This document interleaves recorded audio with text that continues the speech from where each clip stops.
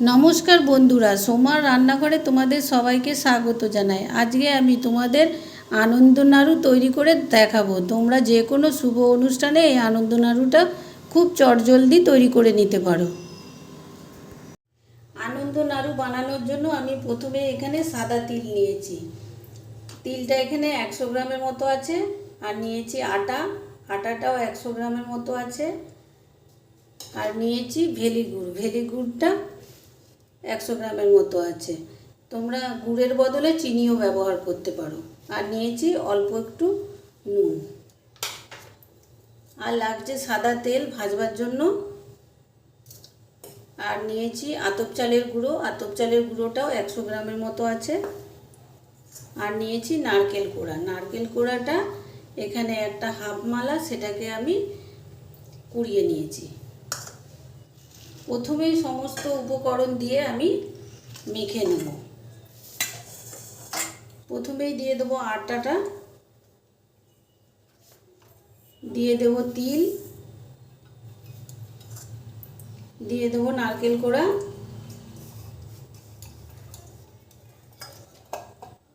আর দিয়ে দেবো গুড়।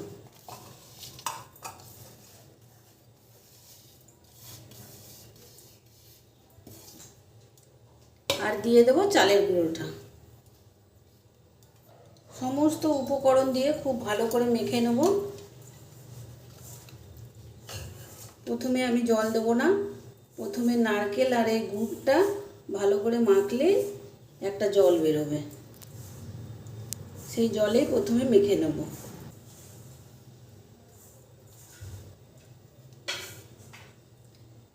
এখানে আমি অল্প একটু জলের ছিটে দেবো।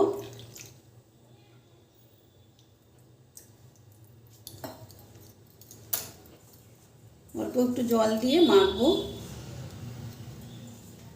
এখানে প্রত্যেকটা উপকরণই কিন্তু আমি সম পরিমাণ দিয়েছি। এই আনন্দ নাড়ুটা তোমরা যে কোনো শুভ অনুষ্ঠানে তৈরি করতে পারো, কিংবা যখন খুশি মন চাইলে তোমরা বানিয়ে খেতেও পারো। এখানে আমি আরও অল্প একটু জল দেবো।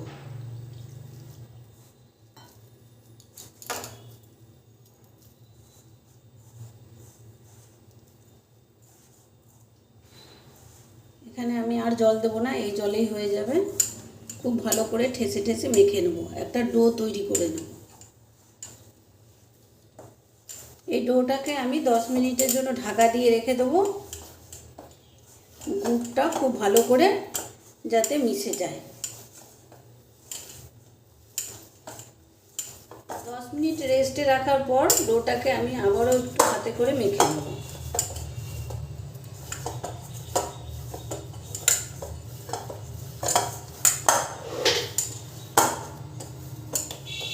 এরপরে এখান থেকে একটু তেল নিয়ে হাতে মাখিয়ে নেব।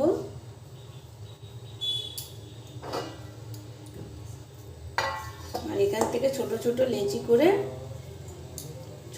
ছোট ছোট নাড়ুর মতন তৈরি করে নেব।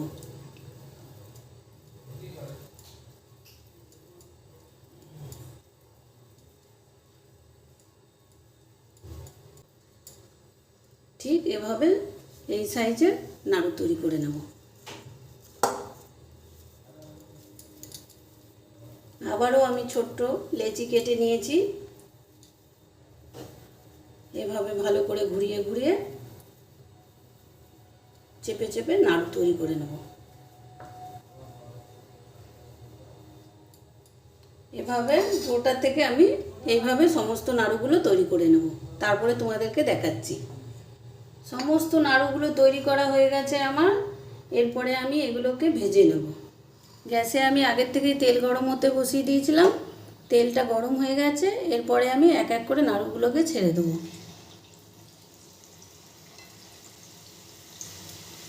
গ্যাসের ফ্লেমটাকে মিডিয়ামে রেখে আমি নাড়ুগুলোকে উল্টে পাল্টে ভেজে নেব।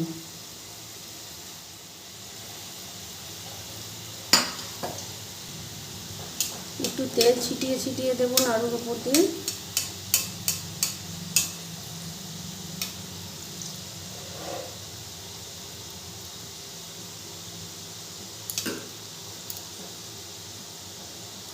এরপরে উল্টে দেবো।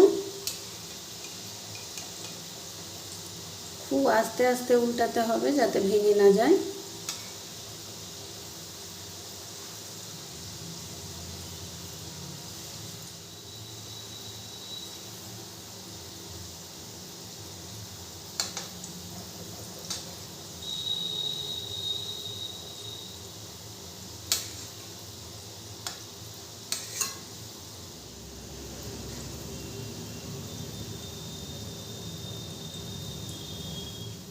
নাড়ুগুলো নেড়ে চেড়ে খুব ভালো করে লাল করে ভাজা হয়ে গেছে।